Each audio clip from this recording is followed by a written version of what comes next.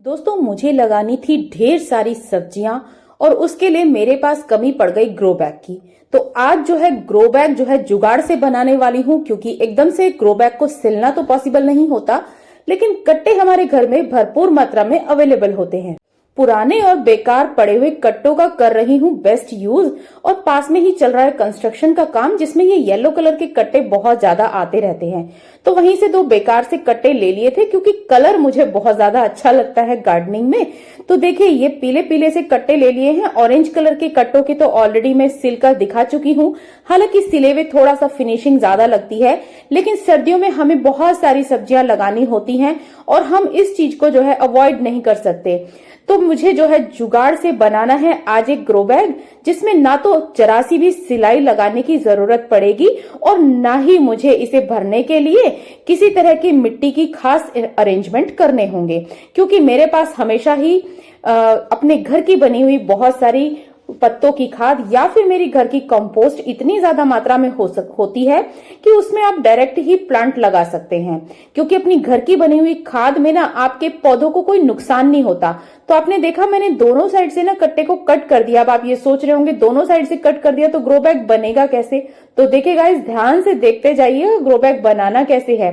तो इस तरीके से आपस में कर देना है सारा का सारा जॉइंट एक साइड से। और इस पे मैं लगा रही हूं एक रबड़ बैंड।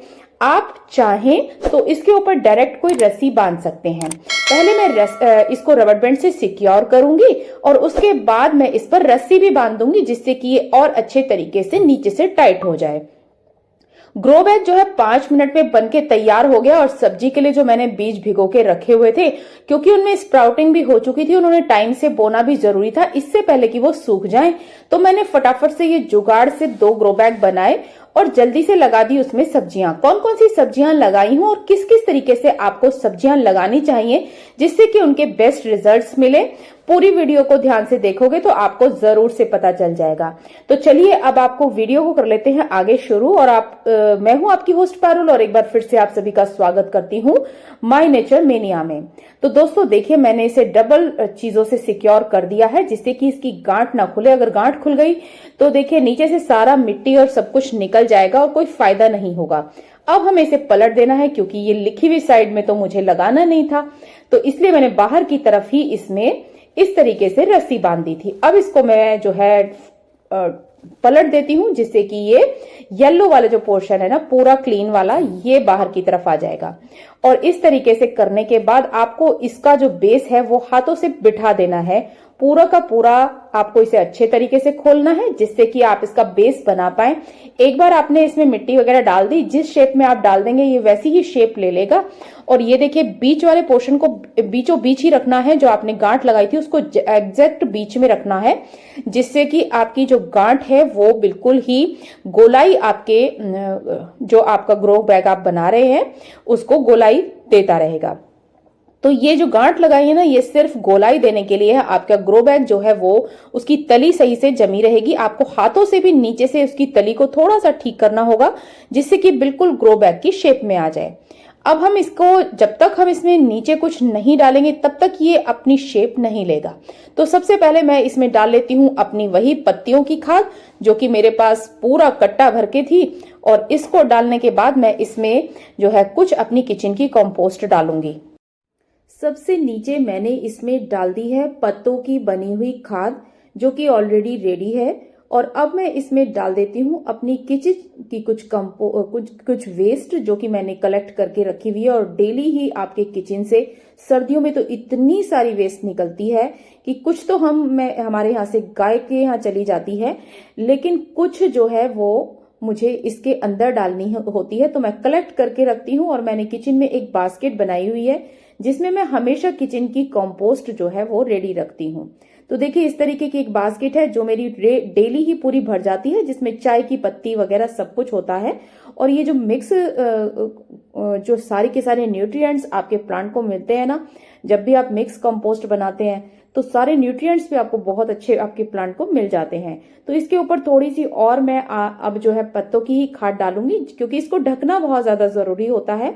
सिंपल प्लेन मिट्टी से भी ढक दूंगी, लेकिन फिलहाल जो है मैं इसे पत्तों की खाद से ढक रही हूँ, जिससे कि इसका जो इफेक्ट है वो डायरेक्ट आपके प्लांट के ऊपर नहीं पड़ेगा। जब आपका प्लांट जो है वो रूट्स डेवलप करेगा या बढ़ रहा होगा तो उस टाइम पर एकदम से इसके ऊपर कोई असर नहीं होगा। अब मैं आपको बता देती हूँ एक और तरीका।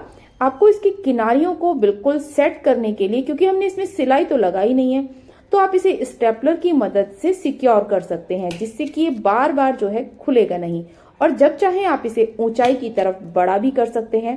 तो ये है 2-in-1 आइडिया कि आप कभी भी इसको बड़ा भी कर सकते हैं और छोटे से छोटा भी कर सकते हैं। मुझे जो इसकी लेंथ लेनी थी वो 12-13 इंच के करीब ही लेनी थी, तो मैंने उसी हिसाब से इसकी जो है लेंथ ली है, क्योंकि जो सब्जियां मैं इसमें लगा रही हूँ उनमें बहुत ज्यादा रूट्स बहुत नीची नहीं जाती हैं, क्योंकि ये सर्दियों की पत्तेदार हरी पत्तेदार सब्जियां हैं। इन्हें खुले खुले से ही ग्रो बैग्स ज्यादा अच्छे लगते हैं। और खास बात यह है कि जब आप कट्टे में कोई प्लांट लगाते हैं तो उसकी ग्रोथ बहुत अच्छी होती है, क्योंकि उसमें पानी आपको बार बार नहीं डालना पड़ता, उसके अंदर मॉइस्चर मेंटेन रहता है। तो देखिए मैंने बना लिया है एक ग्रो बैग। अब दूसरा ग्रो बैग भी जो है मैं फटाफट से बना लेती हूँ और फिर बताती हूँ कि आपको सब्जियां किस तरीके से लगानी है। मेरी स्पीड देखना, मैं कितनी जल्दी ये बनाकर तैयार कर दूंगी। हालांकि मैंने वीडियो को फास्ट फॉरवर्ड कर दिया है, क्योंकि बार बार आप नहीं देख सकते और एक बार से आप सीख सकते हैं, क्योंकि इतना मुश्किल भी नहीं है इसको करना।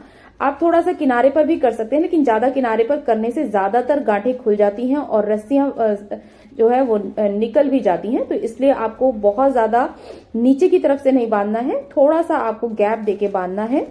देखिए ये भी मैंने फटाफट से बना लिया है और आपको मैं फटाफट से इसमें भी सब्जियां लगाकर दिखाऊंगी। इसको भी इसी तरीके से हम भर लेंगे। मैं भरने वाला पोर्शन आपको दिखा चुकी हूँ किस तरीके से आपको अपने ग्रो बैग को भरना है। तो अब चलते हैं सीधे सब्जियां लगाने की तरफ, और इसमें भी मैं स्टेपलर से इसकी साइड्स को सिक्योर करूंगी पहले, जिससे कि ये बिल्कुल भी इधर उधर हिलेगा नहीं। और इस तरीके से अगर बिल्कुल गोलाई नहीं आ रही है तो आप इस तरीके से एक दूसरे के ऊपर थोड़ा सा करके भी स्टेपलर से पिन लगा सकते हैं इसमें। तो ये जो स्टेप है ना स्टेपलर वाला, ये आप इग्नोर भी कर सकते हैं। अगर आप चाहें तो लगा दीजिए। अगर आपको लगता है कि आपको अपने ग्रो बैग को बहुत अच्छा दिखाना है तो आप सिक्योर जरूर कीजिए। उससे क्या होता है, आपको जो इसकी मिट्टी होती है ना वो इसके अंदर नहीं घुसती है और आपको अननेसेसरी परेशानी नहीं होती है जब आप प्लांट लगा रहे होते हैं या मिट्टी वगैरह फिल कर रहे होते हैं। तो देखिए मैंने तो लगा दी है ढेर सारे स्टेपलर्स चारों तरफ से। ये राउंड बन गया और देखिए इन वाले ग्रो बैग से भी ज्यादा बड़ा लग रहा है ये, और कलर देखिए कितना प्यारा लग रहा है, येलो कलर। तो बस इसमें भी मैंने सारे के सारी चीजें भर दी हैं जो जो भरने की थी। बहुत ज्यादा मिट्टी मेरे पास नहीं थी, तो मैं इसी में सब्जियां लगाने वाली हूँ जो भी मिट्टी का मेरे पास अरेंज हो पाया है अभी। तो अभी थोड़ी सी मिट्टी मैं लेकर आई हूँ अपने टेरेस पे से, और ये जो है मेरा फर्स्ट बालकनी है तो इसमें मैंने ये लगाई है, क्योंकि अब इसमें धूप आनी स्टार्ट होगी। अभी तक सर्दी की वजह से इस वाली बालकनी में धूप नहीं आ रही थी, और अब थोड़ा थोड़ा सा धूप का जो रुख है वो चेंज हो गया है, यानी कि दिशा चेंज हो गई है। अब हम इसमें लगा देते हैं सरसों के बीज। सरसों के बीज अगर आप एक ही ग्रो बैग में लगाते हैं तो इतनी सी सरसों से आपका 5-6 जनों का घर के साग का गुजारा नहीं चलता है। इसलिए अगर आप घर का ही साग बनाना चाहते हैं या फिर कोई सब्जी बनाना चाहते हैं तो आपको जो है 2-3 जगह पर इन्हें लगाना होता है। यह है मेथी के दाने, जो कि हमारे घर में मेथी का जो प्लांट है उसकी सबसे ज्यादा जरूरत पड़ती है, क्योंकि मेथी बहुत ज्यादा यूज होती है हमारी हर चीज में। सब्जियां बनती हैं तो सब्जी में भी मेथी होती है, और साग बनता है तो साग में तो जरूर ही मेथी डाली जाती है। तो मेथी तो मैंने बहुत ही ज्यादा लगाई है और मेथी में स्प्राउटिंग भी हो गई थी, तो और भी जल्दी ये प्रोपोगेट हो जाएगी। और इनका अपडेट आपको टाइम टू टाइम देती रहूंगी, क्योंकि और अभी आप ध्यान से देखिएगा, लास्ट में मैं आपको एक बहुत ही इंपॉर्टेंट चीज दिखाने वाली हूँ जो कि सब्जियों की अच्छी हेल्थ के लिए बहुत ज्यादा जरूरी है करनी। फिलहाल मैंने सारे के सारे बीजों को बो दिया है, मिट्टी से उसको ढक दिया है, और जितनी भी मिट्टी मेरे पास थी मैंने सारी की सारी यूज कर ली है। बस 1 इंच की लेयर ही लगा सकते हैं आप यहाँ पर, बहुत ज्यादा नहीं लगा सकते क्योंकि बीज बहुत छोटे छोटे होते हैं, तो बहुत ज्यादा ऊंची लेयर आपको इसके ऊपर नहीं लगानी है। तो चलिए अब बता देती हूँ इसका नेक्स्ट प्रोसीजर।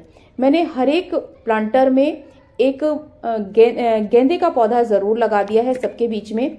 वो इसलिए क्योंकि गेंदे का पौधा जो है वो आपके पौधे में किसी भी तरह की बीमारी को लगने नहीं देगा और किसी भी तरह के इंसेक्ट अगर आते हैं उनसे भी बचाएगा। साथ ही साथ मैंने हर एक गमले में एक एक प्याज लगा दी है, यानी कि जो ग्रीन अनियन है वो लगने वाली है। इसमें से आप हर एक में से ले सकते हैं।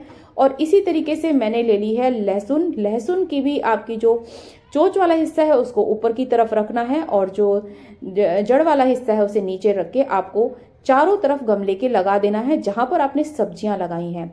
होता क्या है कि इनकी स्मेल से ही जो है कीट पतंगे नहीं आते हैं और किसी भी तरह के कीड़े आपके पौधों में नहीं लगते हैं। मिट्टी में लग रही बीमारियां भी दूर हो जाती हैं और साथ ही साथ आपको स्प्रिंग अनियन भी मिल जाएगी और ग्रीन लहसुन के पत्ते भी मिल जाएंगे, जो कि ग्रीन्स जो है किसी भी चीज का खाना बहुत ही अच्छा माना जाता है।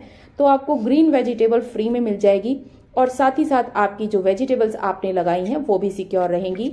हर एक जो मेरा ग्रो बैग है सब में मैंने एक एक गेंदे का प्लांट लगाया है। इससे मेरी जो सब्जियां हैं वो हेल्दी रहेंगी, किसी भी तरह की बीमारी मेरी सब्जी में नहीं आएगी, जैसे कि पत्तों में छेद हो जाना या वो होता है किसी ना किसी कीड़े की वजह से। अगर कोई कीड़ा लग जाता है तो पत्तों में छेद हो जाता है, तो इस तरह की प्रॉब्लम्स आपके पत्तों में नहीं आएगी। और टाइम टू टाइम इसका अपडेट आप लोगों से जरूर दूंगी क्योंकि ये बहुत जरूरी की चीज है।